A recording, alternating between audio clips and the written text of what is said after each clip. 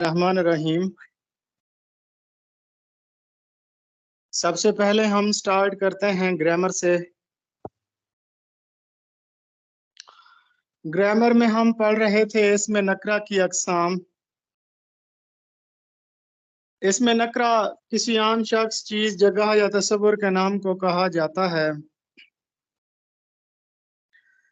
اس میں نکرہ کی چند اقسام تھیں۔ پہلی قسم تھی اسم ذات، دوسری قسم تھی اسم حاصل مصدر، تیسری قسم تھی اسم حالیہ،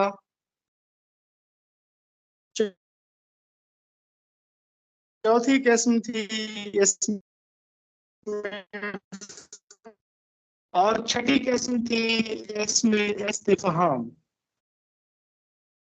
تو اسم نکرہ کی جو پہلی قسم تھی اسم ذات، اس کی مزید 5 قسمیں تھیں۔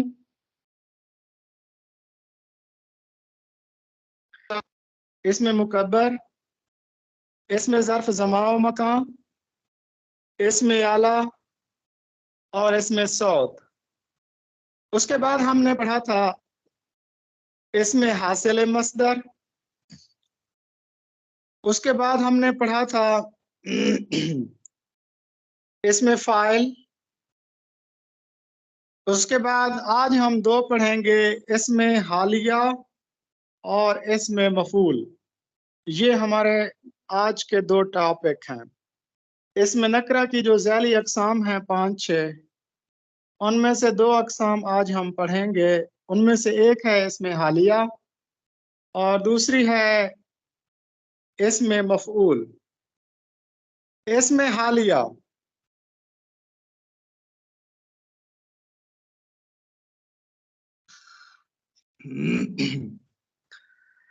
اسم حالیہ میں کسی ایسا اسم جو کسی فاعل یا کسی مفعول کی حالت کو بیان کرے۔ اسم نکرہ کی 6 اقسام تھیں، اس میں سے آخری 2 اقسام آج ہم پڑھ رہے ہیں۔ ایک ہے اسم حالیہ اور دوسری ہے اسم مفعول۔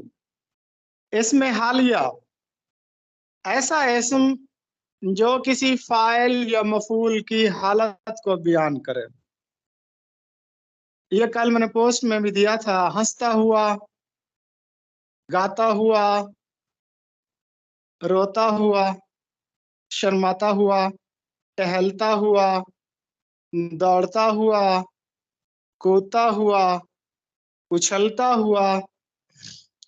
تو ایسا اسم جو کسی بھی فاعل یا مفعول کی حالت کو بیان کرے اس کو اسم حالیہ کہتے ہیں۔ تو اس کے بعد ہے اسم مفعول۔ اسم مفعول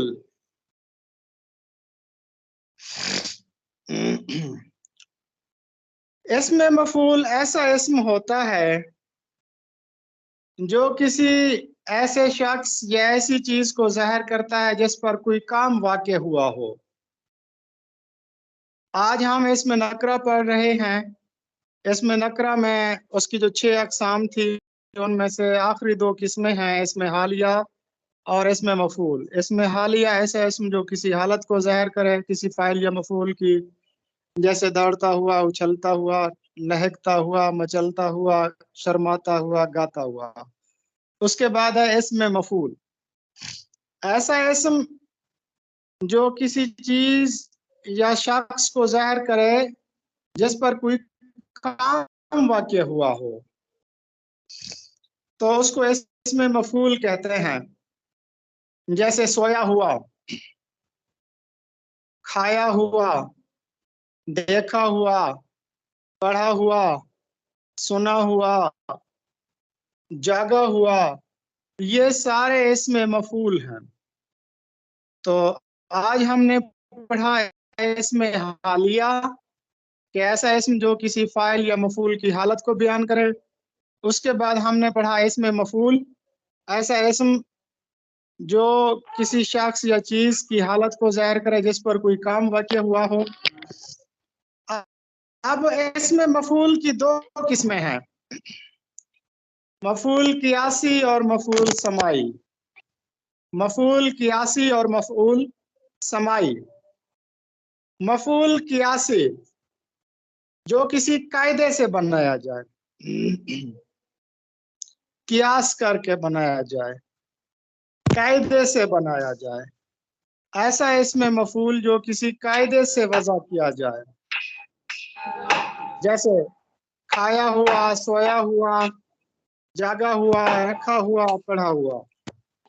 تو عام طور پر کسی مصدر سے ہم یہ مفعول بنا لیتے ہیں اور اس کے آگے جیسے کھانا مصدر ہے تو کھایا ہوا ایسے اس مفعول بن جائے گا، کھانے والا اس میں فاعل بن جائے گا، کھایا ہوا اس میں مفعول بن جائے گا، اور یہ اس میں مفعول قیاسی کہلائے گا، یعنی جو کسی قانون ضابطے قاعدے سے بنا ہو، ایسے مفعول کو مفعول قیاسی کہتے ہیں، اس میں مفعول قیاسی۔ جیسے سونا سے سویا ہوا، جاگنا سے جاگا ہوا، کھانا سے کھایا ہوا۔ اس کے بعد ہے اس میں مفعول سمائی جو اہل زبان سے سننے میں آیا ہو، ایسا اس میں مفعول جو اہل زبان سے سننے میں آیا ہو، یعنی نہ مصدر سے بنے، نہ کسی قاعدے سے بنے، نہ کسی قانون سے بنے، بلکہ جس طرح اہل زبان نے استعمال کیا ہے اسی طرح ہو بہو استعمال جائے، جیسے دل جلا، دم کٹا، مظلوم وغیرہ، یا دیدہ، شنیدہ، آموختہ، مقتول، مظلوم، مکتوب، محکوم، مخلوق، یہ سارے مفعول سمائی کہلاتے ہیں، یعنی کسی قاعدے سے نہیں بنتے بلکہ اہل زبان سے سننے میں آتے ہیں۔ تو یہ تھی آج ہماری گرامر، ذرا دوبارہ اس کو دیکھ لیں۔ ہم پڑھ رہے تھے اس میں نکرہ کی اقسام۔ اس میں نکرہ کی آج ہم نے دو اقسام پڑھی، اس میں حالیہ اور اس میں مفعول۔ اس میں حالیہ ایسا اسم جو کسی فاعل یا مفعول کی حالت کو بیان کرے، جیسے گاتا ہوا، سوتا ہوا، جاگتا ہوا۔ اس کے بعد ہے اس میں مفعول۔ اس میں مفعول کی دو قسمیں تھیں، اس میں مفعول قیاسی اور اس میں مفعول سمائی۔ اس میں مفعول قیاسی جو کسی قاعدے سے بنے، جو مصدر سے بنے، جیسے کھانا سے کھایا ہوا، سونا سے سویا ہوا، اور اس میں مفعول سمائی جو اہل زبان سے سننے میں آیا ہو، کسی قاعدے قانون سے نہ بنا ہو، جیسے دیدہ، شنیدہ، آموختہ، مقتول، مقبول، محکوم، مجبور، مخلوق، یہ ساری چیزیں۔ تو آپ سب کو اب یہ کلیئر سمجھ آ گیا؟ تو آپ میں سے کوئی اس کو دوبارہ ذرا تھوڑا سا ریوائز کرا دے، اس کے بعد پھر نیکسٹ پڑھتے ہیں۔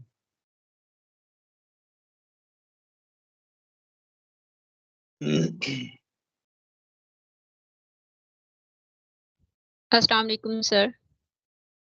جی وعلیکم السلام، اپنا نام بھی بتائیے گا ضرور۔ رخسانہ۔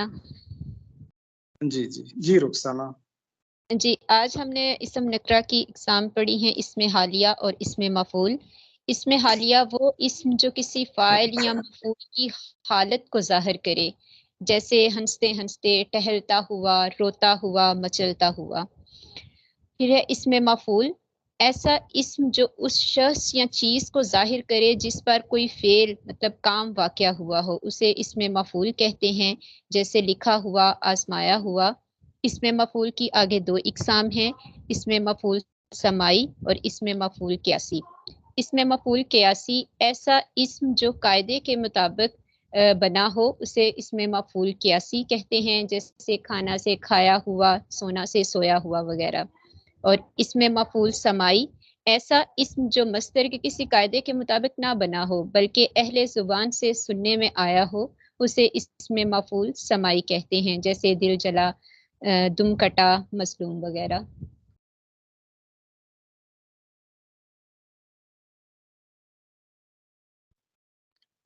جی بہت ہی زبردست۔ تو فی الحال آپ سب کے علم میں ہے کہ فعل کے لحاظ سے زمانے کی 3 قسمیں تھیں، فی الحال، فعل ماضی، فعل مستقبل۔ تو فعل دراصل کسی کام کا کرنا ہوتا ہے، تو کسی کام کا کرنا موجودہ زمانے میں پایا جائے تو اس کو فی الحال کہا جاتا ہے۔ موجودہ زمانے میں ہونے والے کام کو فی الحال کہتے ہیں۔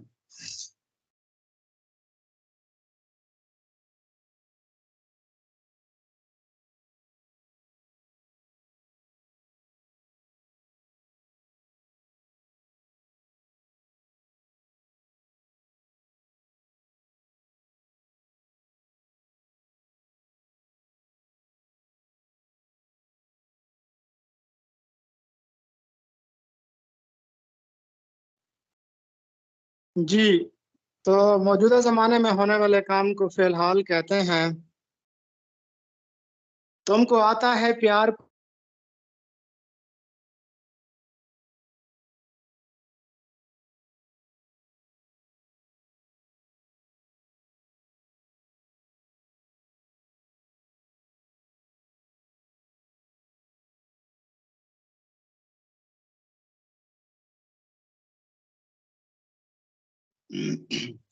منظوم ڈرامے کو اپرا کہتے ہیں۔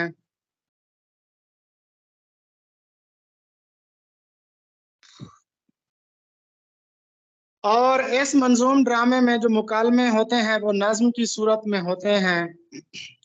اس میں غنایت پائی جاتی ہے۔ قدیم عہد میں یونان اور اٹلی کے تھیٹرز میں اوپیرا ڈرامے ہوتے تھے، لیکن اس کا باقاعدہ احیاء سن 1600 میں اٹلی سے ہوا۔ اوپرا ڈرامہ کے لیے 2 بنیادی چیزیں ہوتی ہیں، ایک ہے نظم اور دوسری ہے غنایت۔ اگر یہ 2 چیزیں نہیں ہیں تو وہ ڈرامہ اوپرا کہلانے کا حقدار نہیں ہے۔ اور بودلک، یہ ایک منظوم ڈرامہ ہے احمد فراز کا، اور اسی طرح سر کی چھایا، یہ سر کی چھایا ہے یا سر کی چھایا؟ سر کی چھایا ہوگا۔ سر کی چھایا یہ ڈرامہ ہے ناصر کاظمی کا۔ جی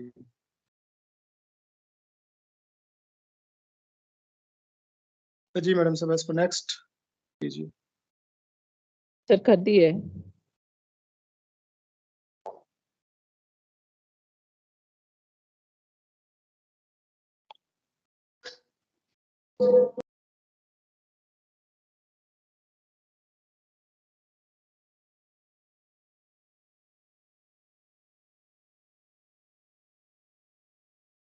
نیکسٹ سلائیڈ کیجیے گا یا پھر آپ پڑھ دیجیے۔ سر کر دیے۔ صنعت اچھا مجھے منقوطہ دوبارہ آف کر کے شو کر دوں؟ جی آپ پڑھ لیں، مجھے شو نہیں ہو رہی۔ صنعت سر اب شو ہو منقوطہ، رہی ہوگی۔ آپ پڑھتے جائیں، اب میں اس کی ایکسپلینیشن کرتا جاؤں گا۔ کوئی صنعت شو نہیں۔ منقوطہ نظم یا نثر میں اس بات کا اہتمام کرنا کہ کوئی ایسا حرف نہ آئے جس پر نقطہ نہ ہو۔ مرزا دبیر کا ایک مرثیہ 300 اشعار پر مشتمل ہے جو صنعت منقوطہ کی مثال ہے۔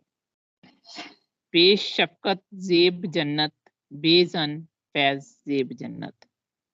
سر میں دوبارہ میمونہ آپ کو شو ہو رہی ہے؟ جی میم شو ہو رہی ہے، اور اب سر کو بھی شو ہو رہی ہوگی۔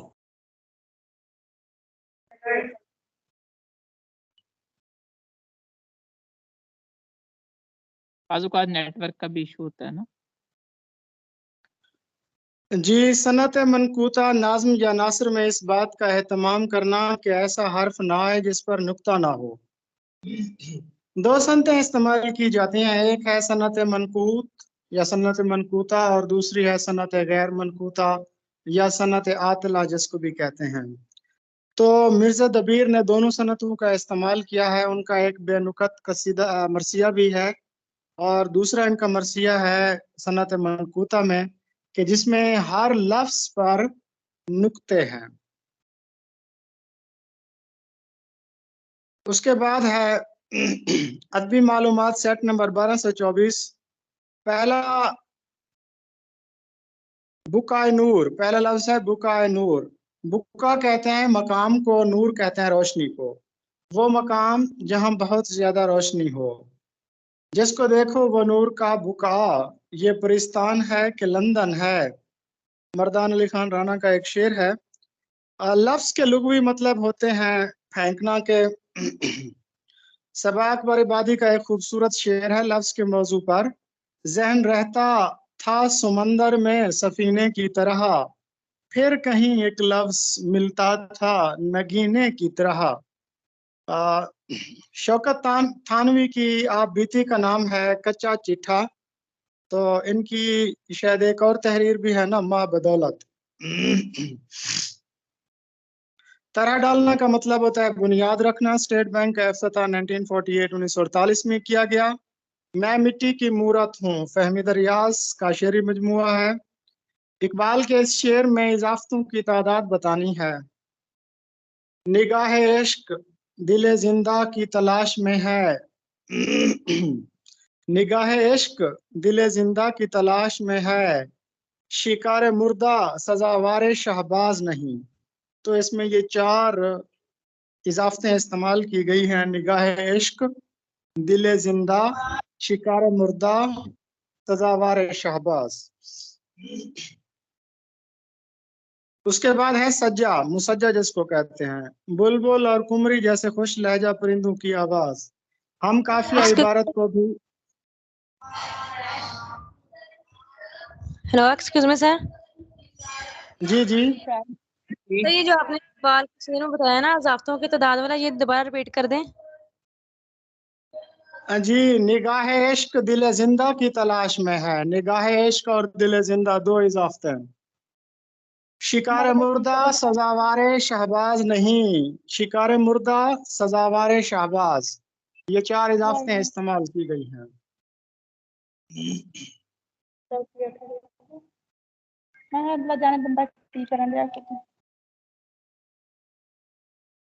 जी दोबारा बता दूं, निगाह इश्क दिल जिंदा की तलाश में है, शिकार मुर्दा सजावारे शहबाज नहीं। हैदराबाद से अगर हैदराबादी का लफ्ज इस्तेमाल किया जाए तो इसमें जो छोटी ये इस्तेमाल हुई है इसको या निस्बती कहा जाता है। अहमद सलमान का एक इंतहाई खूबसूरत शेर, दरवाजा भी जैसे मेरी धड़कन से जुड़ा है, दस्तक ही बताती है पराया है कि तुम हो।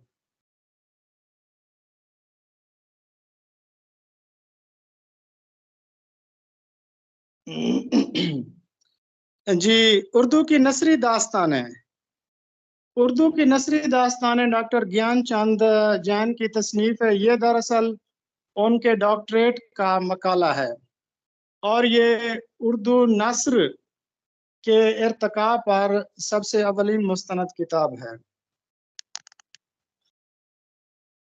उर्दू की नसरी दास्तानें डॉक्टर ज्ञान चंद जैन का डॉक्टरेट का तहकीकी मकाला है।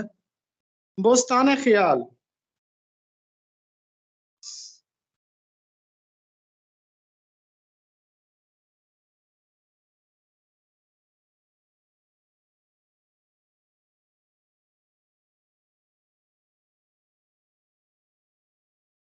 जी मेरी आवाज आ रही है? बोस्तान ख्याल। मैडम साहब मेरी आवाज जी पहुंच रही सर है सब क्लियर। तक? जी सर क्लियर है। अच्छा जी। बोस्तान ख्याल, एक तो आपके इल्म में है कि गुलिस्तान और बोस्तान वो तो सादी शिराजी की हैं। ये है बोस्तान ख्याल। बोस्तान ख्याल ये दरअसल एक मसनवी है और इस मसनवी के खालिक हैं सिराज औरंगाबादी। सिराज औरंगाबादी। वली दकनी के बाद जो सबसे बेहतरीन शायर सामने आते हैं वो हैं सिराज औरंगाबादी। इनका असल नाम था सैयद मीर सिराजुद्दीन। सैयद मीर सिराजुद्दीन औरंगाबादी इनका नाम था। तो कहते हैं कि 12 साल की उम्र में इनको जुनून हो गया था। ये पागल हो गए थे, खानकाहों में, कब्रिस्तानों में, सहराओं में और वीरानों और बयाबानों में फिरते रहते थे। वो जैसे मीर ने कहा था ना कि मुझे रुकते रुकते जुनून हो गया, तो मीर को भी जैसे नर्वस ब्रेक डाउन हुआ था तो इसको भी वही नर्वस ब्रेक डाउन हुआ था। اور پھر اس کو تو زنجیروں میں بھی وہ جکڑ کے رکھتے تھے. یہ 12 سے 19 سال تک یہ ایسے رہے. اس کے بعد پھر ایک پیر تھے عبد الرحمن چشتی جو بزرگ تھے, ان کے ہاتھ پر انہوں نے بیعت کی اور اس کے بعد انہوں نے کچھ عرصہ تو شاعری کی, پھر اپنے مرشد کے کہنے پر شاعری کو چھوڑ دیا. لیکن کہتے ہیں کہ انہوں نے جو کچھ لکھا انتہائی شاندار لکھا, انتہائی شاندار. 6-7 سال صرف انہوں نے شاعری کی تھی اور پھر مرشد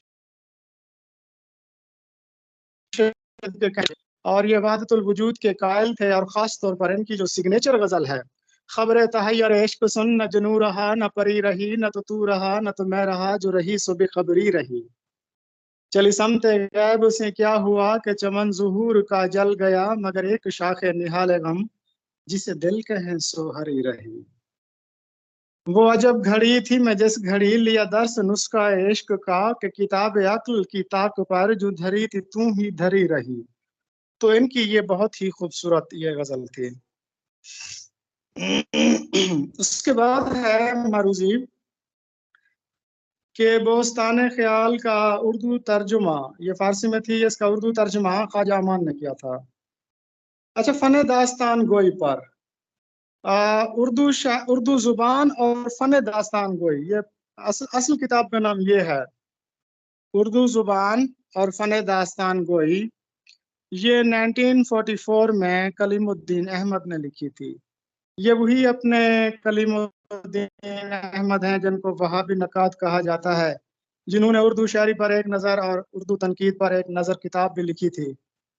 اور پھر انہوں نے ایک انگریزی لغت بھی لکھا تھا, کیونکہ یہ پٹنہ عظیم آباد پٹنہ یونیورسٹی میں انگریزی کے پروفیسر تھے نا, تو انہوں نے عملی تنقید پر وہ کتابیں بھی لکھی تھیں. اور پھر ان کی آپ بیتی بھی تھی شاید اپنی تلاش, 2 جلدوں میں ان کی آپ بیتی بھی تھی. اس کے بعد ہے کہ ملا وجی, اس کے بارے میں آپ سب جانتے ہیں, سب رس 1635, اس پر میں ڈیٹیل سے پچھلے لیکچرز میں آپ کو پڑھا چکا ہوں. اس کے بعد ہے بحر القصص, خلیل خان اشق کی یہ لکھی ہوئی کتاب ہے بحر القصص. لیکن ایک اور کتاب بھی تھی عجائب القصص, وہ آپ کو پتہ ہے مغل بادشاہ آفتاب شاہ عالم ثانی نے لکھی تھی. تو اس کے بعد ہے طلسم ہوش ربا. طلسم ہوش ربا کہتے ہیں کہ دنیا کی جو سب سے طویل ترین داستان ہے, بلکہ عرب کی جو طویل ترین داستان تھی, داستان امیر حمزہ. یہ امیر حمزہ کچھ لوگ کہتے ہیں کہ نبی صلی اللہ علیہ وسلم کے چچا کی طرف اشارہ ہے, اور کچھ کہتے ہیں کہ نہیں, امیر حمزہ عرب کا ایک بہادر تھا. تو خیر ایک فرضی کردار تھا. داستان امیر حمزہ کہتے ہیں اس کے 7 دفتر ہیں. دفتر کی تعریف میں نے کہیں پڑھی تھی, پتہ نہیں اس میں کتنی جلدیں تھیں, شاید کوئی 20 جلدیں ہوتی ہیں, پتہ نہیں کتنی جلدیں ہوتی ہیں ایک دفتر میں, یا 40 جلدیں ہوتی ہیں, وہ میں آپ کو پھر کنفرم بتا دوں گا. تو داستان امیر حمزہ اس کے کل 7 دفتر تھے. داستان امیر حمزہ کا جو 5واں دفتر تھا اس کو طلسم ہوش ربا کے نام سے اردو میں داستان کے طور پر متعارف کرایا گیا. اور یہ داستان امیر حمزہ کے جو 7 دفتر تھے اس میں سے جو 5واں دفتر تھا وہ یہی طلسم ہوش ربا تھا. اور طلسم ہوش ربا کو سب سے پہلے منشی نول کشور نے 46 جلدوں میں شائع کیا تھا. اور اس کے بعد پھر قیام پاکستان کے بعد اس کو غالباً 8 جلدوں میں سنگ میل پبلیکیشنز والوں نے شائع کیا تھا. اور اس کے بعد پھر کہتے ہیں کہ اس کی جو آخری اشاعت ہوئی تھی وہ خدا بخش لائبریری جو پٹنہ میں ہے, خدا بخش لائبریری پٹنہ سے اس کی 10 جلدیں شائع ہوئی تھی. تو اس کا جو انتخاب ہے وہ محمد حسن عسکری نے کیا.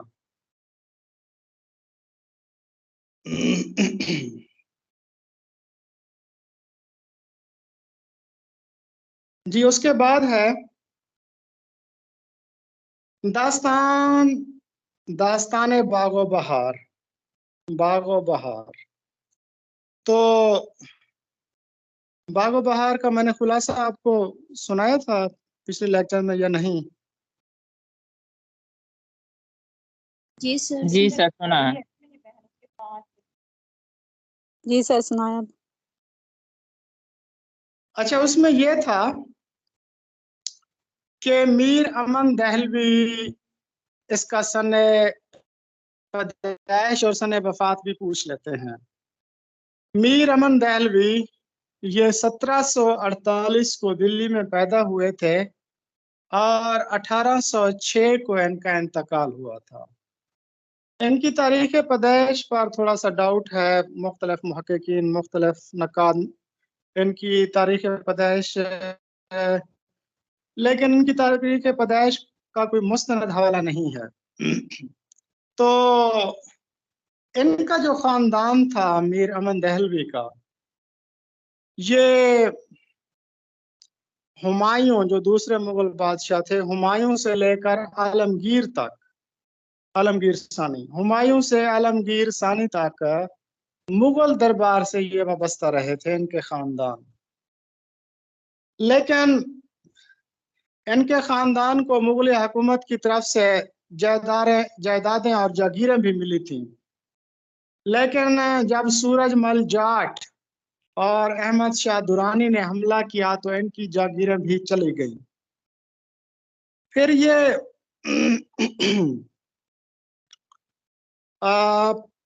پٹنہ پہنچ گئے. پٹنہ کے بعد پھر یہ کلکتہ پہنچ گئے. کلکتہ میں ایک نواب تھے میر کاظم علی خان، ان کے چھوٹے بھائی کو یہ پڑھانے پر مامور ہوئے، یعنی استاد بن گئے، ان کے اتالیق بن گئے. پھر اس کے بعد ان کی ملاقات میر بہادر علی حسینی سے ہوئی. میر بہادر علی حسینی نے ان کا تعارف جان بارتھوک ڈاکٹر گلکرسٹ سے کرایا. ڈاکٹر گلکرسٹ نے پھر ان کو کام سونپا اور انہوں نے پھر فورٹ ولیم کالج میں یہ بطور منشی مقرر ہو گئے اور انہوں نے ایک داستان لکھی جس کو داستان باغ و بہار کہتے ہیں. کہا جاتا ہے کہ یہ قصہ چہار درویش کا ترجمہ ہے. ناقدین کہتے ہیں کہ انہوں نے قصہ چہار درویش کو لازمی طور پر سامنے رکھا، لیکن زبان اپنی استعمال کی. فارسی اور عربی کے محاورات سے گریز کیا. خالص جو مقامی زبان دلی کی جو ٹکسالی زبان تھی، ٹھیٹ مقامی جو لہجہ تھا وہ استعمال کیا، جس کی وجہ سے کہا جاتا ہے باغ و بہار میں قواعد و انشاء اور تذکیر و تانیث اور وحد جمع اس طرح کی خامیاں بھی پائی جاتی ہیں. تو باغ و بہار ایک تاریخی نام ہے، اسی کے نام سے اس کا سن اشاعت برآمد ہوتا ہے 1803. اور اس کے علاوہ انہوں نے ایک اور تصنیف بھی کی تھی، گنج خوبی کتاب بھی لکھی تھی. تو گنج خوبی جو ہے وہ ملا حسین وائس کاشفی کی جو کتاب تھی اخلاق محسنی، اس کا یہ ترجمہ تھا. باغ و بہار بھی ترجمہ شدہ ہے. اس کا خلاصہ یہ ہے کہ اس پر 500 روپے انعام بھی ملا تھا اس کو، میر امن دہلوی کو.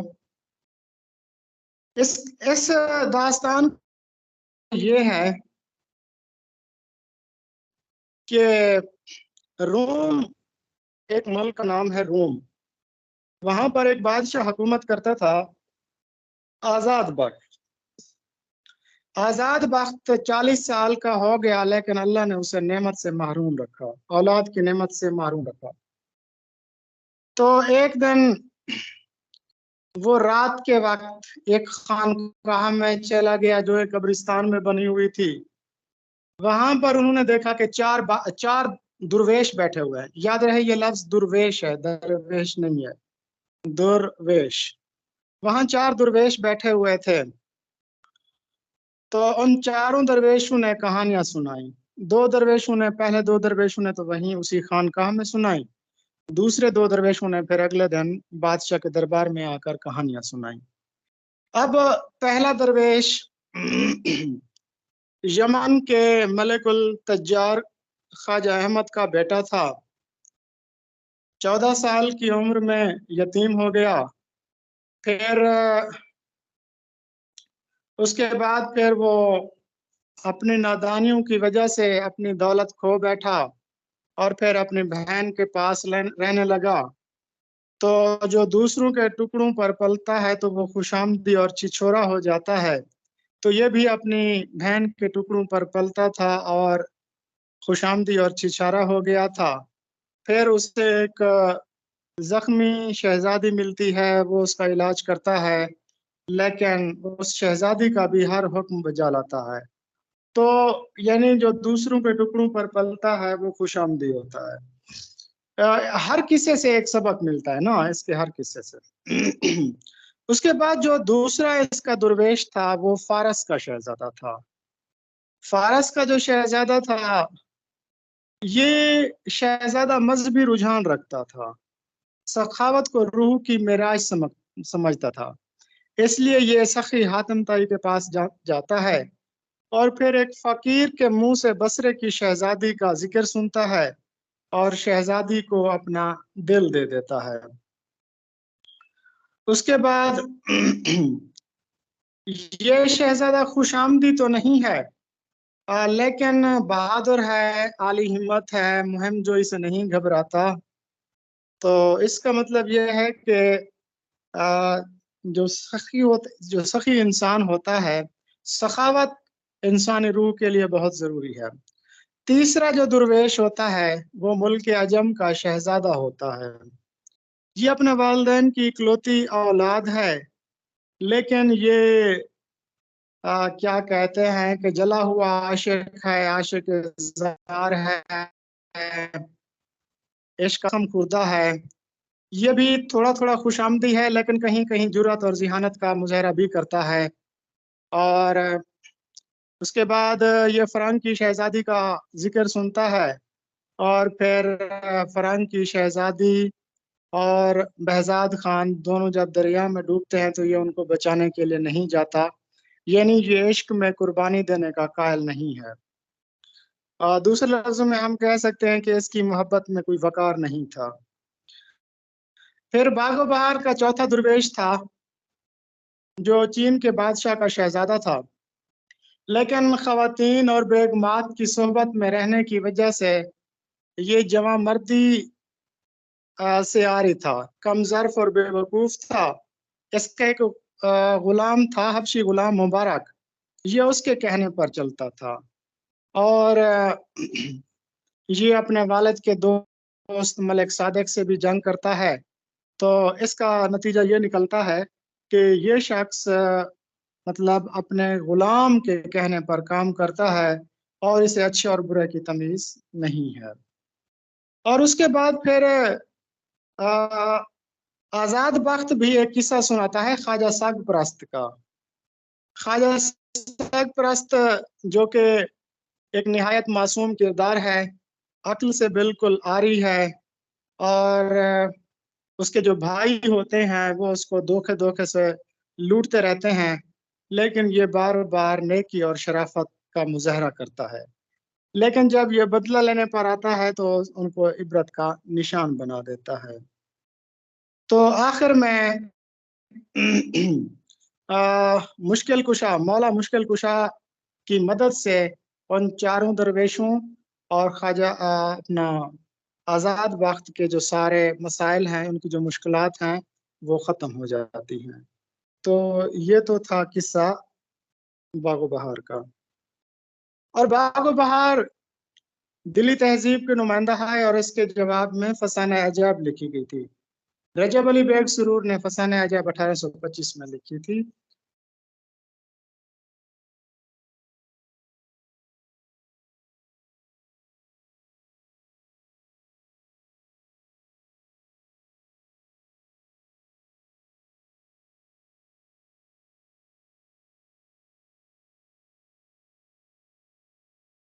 जी मैडम साहब नेक्स्ट स्लाइड कीजिए।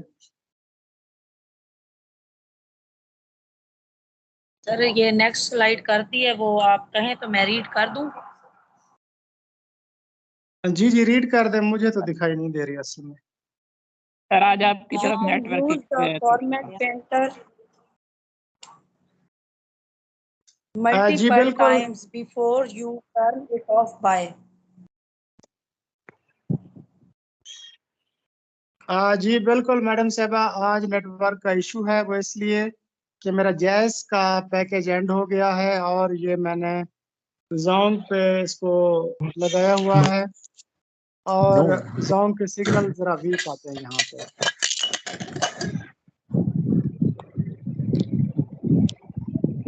तो आज का लेक्चर यहीं पे एंड कर देते हैं, इंशाल्लाह बकिया कल पढ़ लेंगे। Excuse me sir, Malang kasaf ng biyada ma. Ngarta ha. Isya magas. Excuse me sir.